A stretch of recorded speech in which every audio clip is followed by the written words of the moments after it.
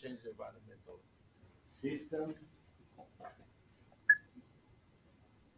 It's a recent work that we started a few months ago about how to use great datasets from Copernicus program and other big data sources for the assessment of urban island in Lisbon. In European cities, and between these European cities, the most exposed to heat waves. The motivation for this work was we always use some metrics to compute the intensity of the urban island in several cities. We use these metrics to convince, for instance, our colleagues in the municipality of Lisbon. These metrics they are very important because they condensate a little bit the problem of the cities today, that is the local warming. So, from my point of view, our point of view, we have knew this problem, the three climate bombs paradigm, as I call it. I'm sorry, you can criticize the name, but as I see the problem, we have a problem of global warming. We know it very well. We have a problem of urban island. It's not global and it's not all the time, because sometimes urban island intensity is not a problem. It's a problem when we have excess heat. And now we have a third problem. We always had this problem, but now it's more intense, more aggravated, and more frequent. That is heat waves. So we have this exposure in heat in our cities, and we have to deal with it. So the second motivation is to need for climate adaptation solutions in urban areas, and how to tell municipality technicians how to deal with this. So we have been using these arguments and metrics of shape, density, and form of the cities, of the neighborhoods, to characterize our cities. And we need the solutions to mitigate urban impact. So, what metrics have been used? Since the work of Professor Timo in the late 80s, 70s, 80s, we have the relation between urban island intensity and sky factor, or HW ratio, or population. What should we give to the people who work with this in practical? What kind of metrics should we give to them to understand and face the problem? And the second question that I came here, we have this discussion some years ago. What's compact city? It's not my question right now, but as you may know, in Europe there's a great movement saying that the most environmental friendly city is compact city. So I try to fight this because it's not true. It's not environmental sustainable, because if we have a great compact city, we have more heat, more intensity in the heat, we have more pollution, and maybe we have more problems during heat waves. Of course, we have other components that we cannot face right now, but this is the rationale for our study. I just bring this as an example what we have been delivering to the municipality of Lisbon. We have been computing some roughness lengths, capacity, volumetry, and urban density for the city of Lisbon. Now they have all this information to work with, so it's official. So my initial point was, how can we deal with uh, heat waves, for instance, when people said that we need more compact city. And we know that compact cities, extreme heat, compact cities are most exposed cities in Europe. In this work from Anna, myself, and Dr. Milka, we have proven that for 100 cities that we've been studied, the number of heat waves, the days in heat wave, and all the other index are aggravating in the last years. And it's predicted, or it's the projections, not predictions, projections show us that in future years we'll double this number. So we came to the result. We took this data set that was created by Anna, and it's published, it's public, you can use it, with all the information about heat waves in Europe. Lisbon is one of the most impacted in the exposed cities, not only because of the heat, but because we have a great part of the population is higher than 65 years. And so it came to our minds, let's study these 100 cities and see if we have this aggravation between urban heat island and heat waves. Okay, so recently Copernicus program, a EU program from the European Center of Medium Weather Forecast and that climate change services, delivered 100 climate variables for 100 cities in Europe, made with Urban model. So it's modeling, it's not measured. And we thought that it could be a good idea to study this in all Europe. So let's make a simple correlation between urban heat island intensity that is in this data set, or can be computed from this data set, and let's correlate it with the old papers we had in these cities. So it was wonderful when we saw this information. So this is an example of the city of Lisbon.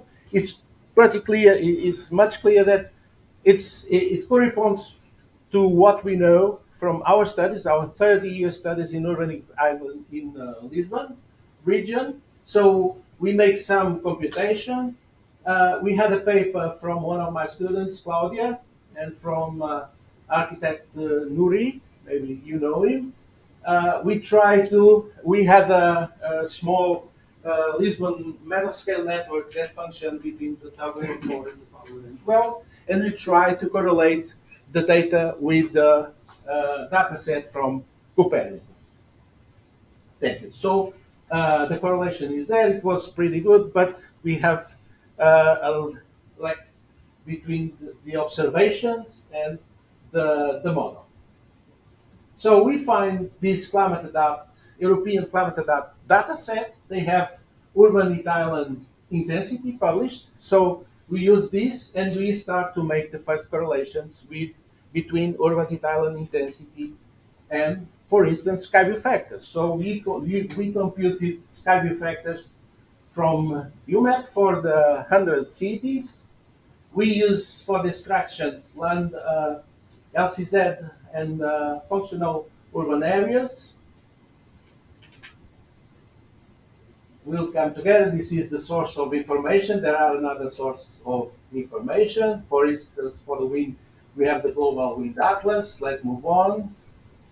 And the first result was this. It was disappointing because the correlation between skyview factor and the climate adapt Copernicus urban clean model data was none, practically none. So why can we convince all the European community that that we have this kind of intensity, urban heat island intensity, if there's no correlation with, for instance, with skyview factor? It's a better correlation with total population, but not with skyview factor. So it came to our mind to go with the.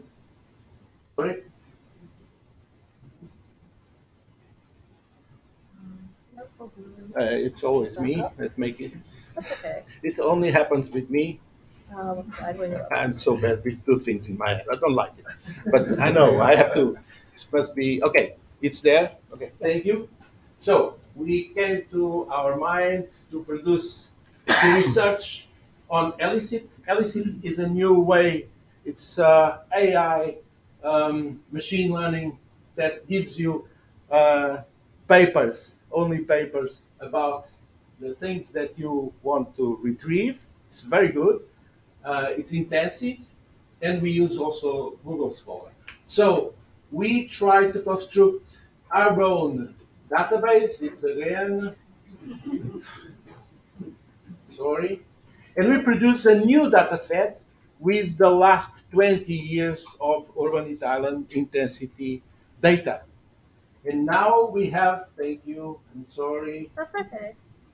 and we we obtain a very much better correlation. So there's no correlation between intensity and sky view factor, but the correlation has improved much when we look at the literature. For instance, in the data set that is delivering for all Europe, the higher urban Italian intensity is about 4 degrees, and we know many cities have a maximum of 10 degrees of urban Italian intensity. So there's something that is not very well. So just finishing, this is the correlation between urban Italian and for the Mediterranean regions, because we have bioregions. We start to process this information. There's a first nice information that is when we compute PCI. Clearly, we have different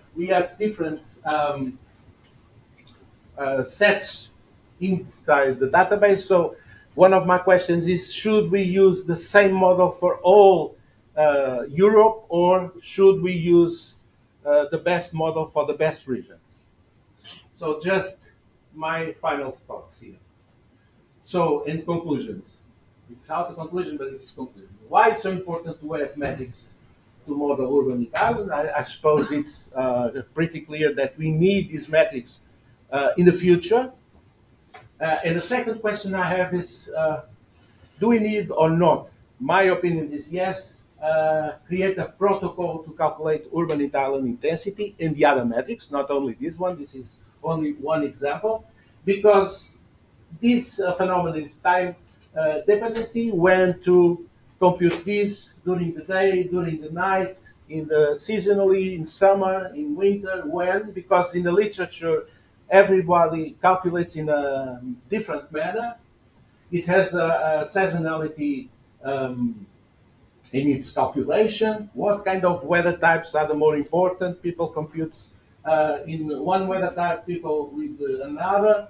It is or not latitude dependence.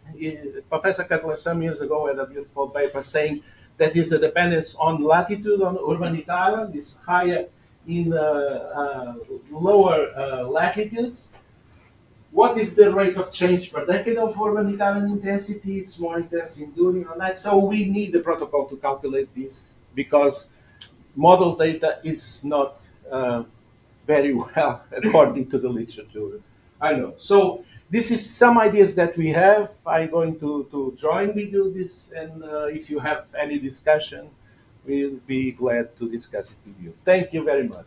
Thank you. We have time for one quick question. Yes, please say. I actually have a couple of questions. One is, do you know why the urban heat island you recalculated was much higher than the ones in the model? You said it's 4 degrees The and- urban Italian that was